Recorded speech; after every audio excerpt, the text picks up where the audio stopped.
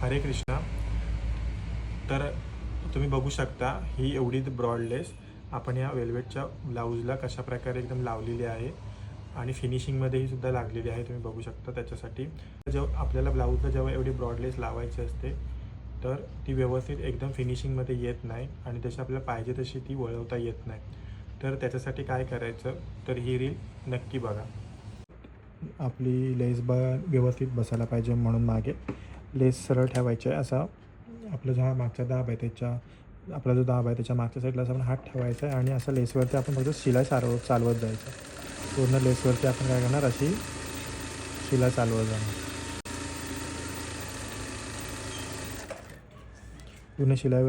पूर्ण लेसवरती काय करायची, अशी आपण दोरा पण सुईचा काढून घेतलेला आहे आणि आपण काय करतो, फक्त नॉर्मल त्याच्यावरती सुई चालवून घेतो. पूर्ण त्याच्यावरती आपण सुई चालवून घेतलेली आहे.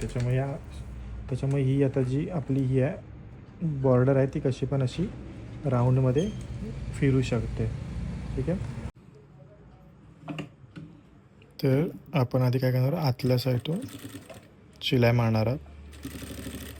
तर हा वेल्वेटचा एक ब्लाऊज आहे, त्याच्यावरती मला ही ब्रॉड लेस लावायची होती. तुम्ही बघू शकता लेस जशी मला पाहिजे त्या आकारात एकदम इझी घुमते, इझी फिरते आहे. ब्रॉड लेस आहे.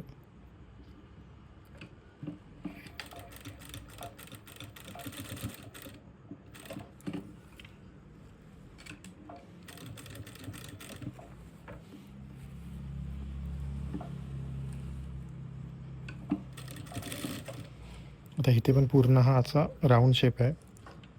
बघू शकता हा पूर्ण असा राऊंड शेप आहे. तर या राऊंड शेपवरती आपण आता ही अशी लेस लावत आहोत.